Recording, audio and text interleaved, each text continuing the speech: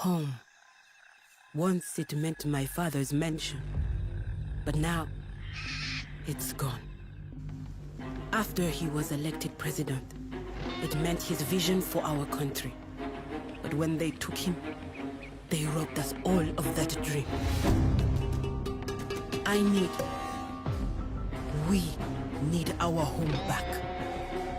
But I can't do it alone. This is not... Why would I want it? This is promising.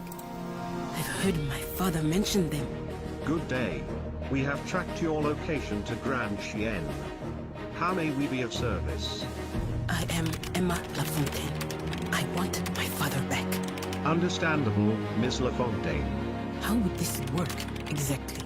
First step is to hire a team. Then, they get to work.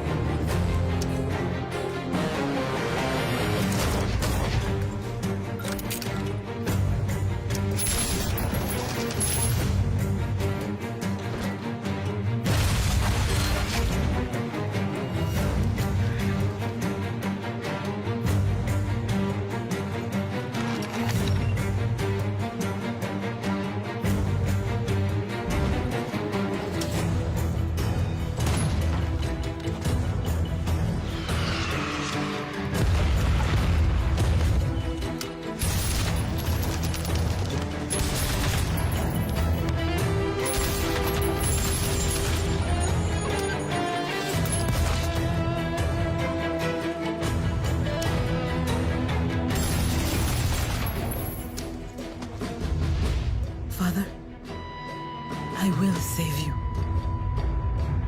And I will get our home back.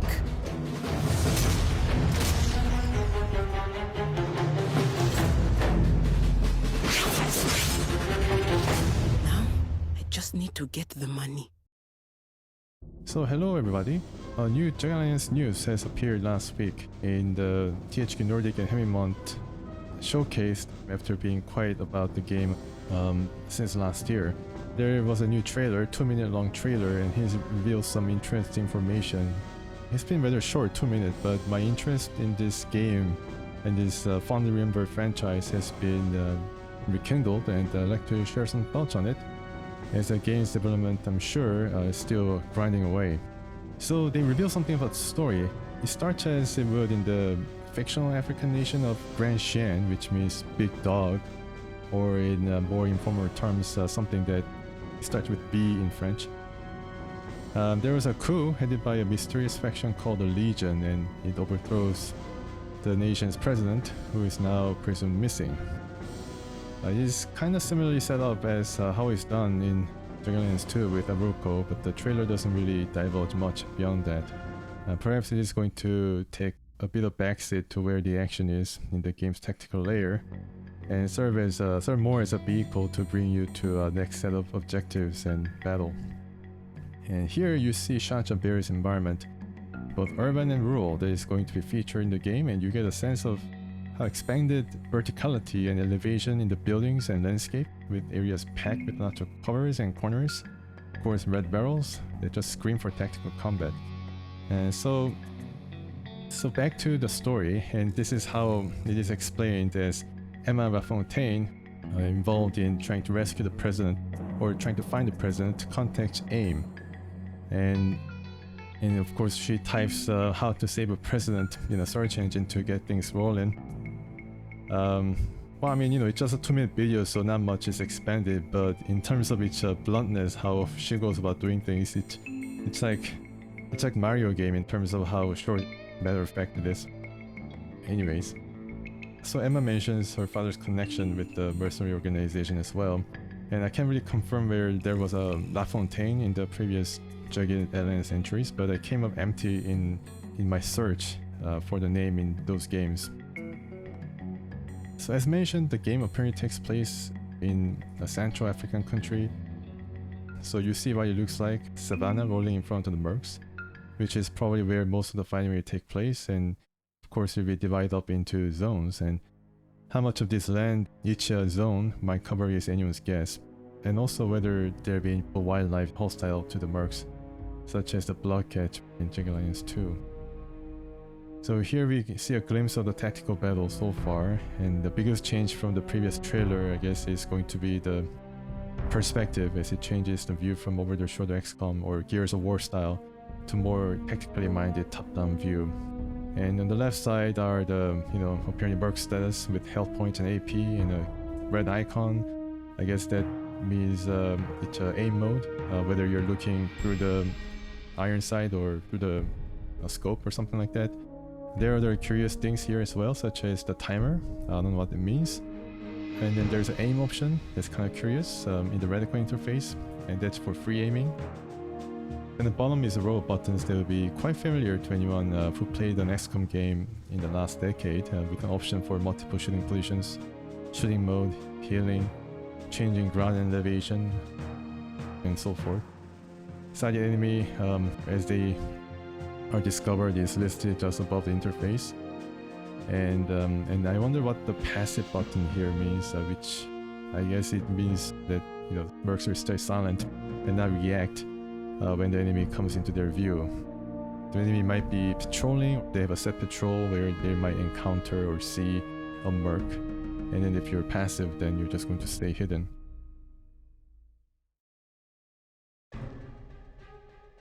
And that is a pretty nice shot. So the bullet physics allows spray and pray and multiple targets being hit. You can also see the AP cost for different modes of shooting, such as with more aim and different body parts and so forth. And I see bullet types also are taken into account, as I guess the hollow point bullet might have a difficulty in damaging body parts where it is armored. And kind of curious that critical percentage is shown but not 2-hit percentage. And of course the gore is back in full grizzly effect, as well as location damage. Also, I see that there's a range indicator, and here the max range covered in this battle appears to be around 70 tiles, and there is optimum range, it seems, the white bar, that is probably different for each gun. And this is our favorite merc. I remember him from Jagged Alliance 2, and he slides the cover after sprinting, and I wonder if this is going to be some kind of dexterity perk that allows you to find cover at reduced AP or no AP, because the first trailer, that is exactly what happens with Ivan. He runs for the cover, free AP. And this game, just like in Jagged Alliance 2, is tile based. And so it seems that day-night cycle is still in, which is good news. Here they show how the interrupt system or overwatch system might work. Tex and Ivan set up the pull trigger where they can concentrate fire, and Vicky alerts the enemy. While it could have been better if they just shot the Marauder to start the battle and to interrupt the floundering enemy or enemy that has been alerted, this just shows the one option of how to set up pre-battle with stealth.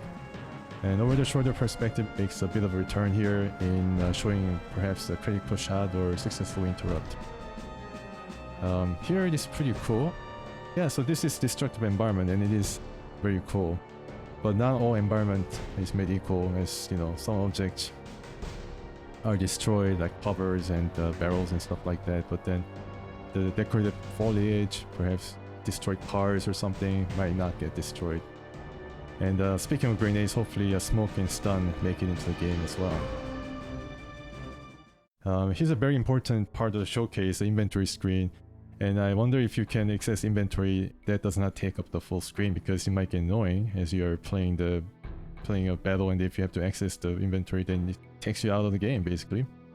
So anyways, the backpacks are simplified, I think, here. And they're supplied as default for the soldiers, for the mercs. The slot numbers seem to be different for each merc, I guess based on how strong they are or how much of endurance they have. And I guess if there is any part of the game that could be simplified in such a way I guess this might be it. You can also see their skill books and healing item, melee weapon like crowbar. It can be used also as a tool, and a possible quest item. And they have conditions attached to them, which means they can be fixed or even disassembled. One thing that's missing here, and which I wonder how Hemimont would tackle, is ammo system. And I wonder also where the money counter is. Another thing is whether the characters will actually show what kind of equipment and armor they have on at any time. So here Barnes is wearing a helmet, but I wonder if it's gonna show on Barnes' head in the tactical layer. I also wonder whether there'll be slots for night vision goggles, sunglasses, anything they can wear over the helmet or something like that. Or how about like Walkman or something that mercs can use to keep up the morale when battle happens and bullets start flying. Yeah, so crafting is another thing that comes back with vengeance in this game, with enough options to tweak your very lovingly rendered guns here. This means collecting and disassembling for parts might also be featured heavily, and that's gonna really trigger my OCD into overdrive. I mean, it's not like it can be compared to Jagged Alliance 2 1.13, but I hope, you know, there'll be plenty of opportunity to get a satisfactory outcome out of these crafting actions. So you can have Jagged Alliance without a sandstorm. Awesome weather effect, very cool. Hopefully a monsoon. I don't know about snow, but monsoon definitely will also figure into decision as you traverse Grand Chien. And here there's a nice ragdoll effect and another example of stuff other than men being blown apart. Here we have a pretty interesting appearance. We have Beef Abscott, who is very well represented in Jagged Alliance 2 as part of the founding member of MERC, Merc, which is a rival organization to AIM. Wonder if Spec is in this game as well. Mortal Strike is very cool, but Beef's appearance here is very intriguing. Beef Abscott is known to be a cowardly buffoon, and he has many ways of calling for divine intervention in the game when somebody has much whistle in his direction. I mean, he's a really jumpy and very flighty character, but here I wonder if he's going to be a foe or ally. And also another question is, he had this relationship with Flo, so hopefully the game has answers for those.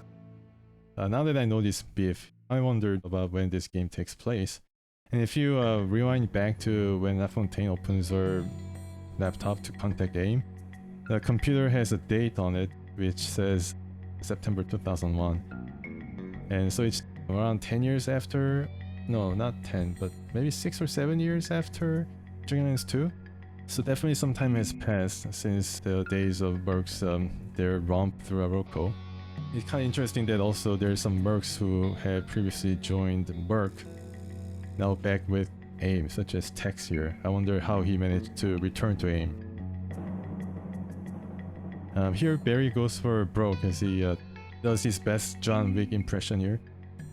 I wonder if this is some perk that is exclusive to Barry, or whether this is part of a skill set that is available to others that can upgrade with experience points. Regardless, it looks like one can set waypoints and use APs in very creative ways to get through a potentially tough fight. And yeah, he's in a really tough situation here. He's in serious trouble with the armor and his health basically gone. Yeah, he's in tatters, and it is helpfully relayed by something called aimbot. I wonder if there's anything interesting or anything significant. You can also take a glimpse of how the bleeding out effect is going to be handled by the status information. Stay away flanks enemy here during another fantastic rendition of a sandstorm. I cannot get enough of it. I think it definitely affects the visibility. When it's congratulated by none other than Hitman, and it kind of adds the flavor to the game, but I wonder if there's any voice acting here that has been so famously featured in Jagged Alliance 2. I heard that there are about 40 mercs though, so I'm not holding any breath on that. And then this reaction by other mercs based on what you do on the field, I wonder if there's any relationship points between the mercs that makes a return as well. Maybe there's another variation of melody that have us play a bit of a matchmaker and helps getting mercs focus on the big picture rather than each other's throats. And also I noticed that there are some like goal or achievement prompt that gives a player something to shoot for in each battle for possible reward.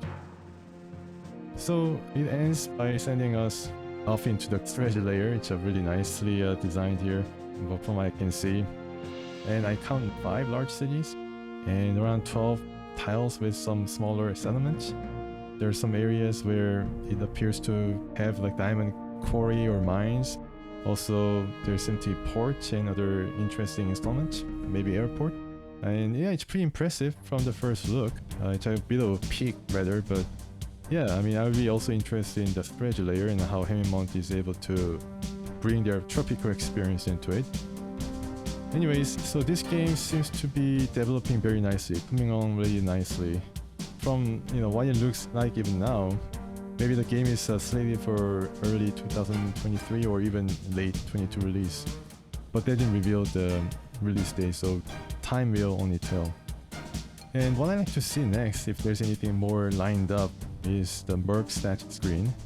And there was a glimpse of that in the first trailer, but no such information given here in this trailer. And of course, overview of skills and perks, and like to see some mercs in the hiring screen, accompanied by the colorful commentary that they have for us as I try to negotiate the terms. So hopefully that's going to be coming soon. Yeah, so that's all I have today for Jagged Alliance 3. Thank you once again for watching, and until next time, please stay tuned. Now, I just need to get the money.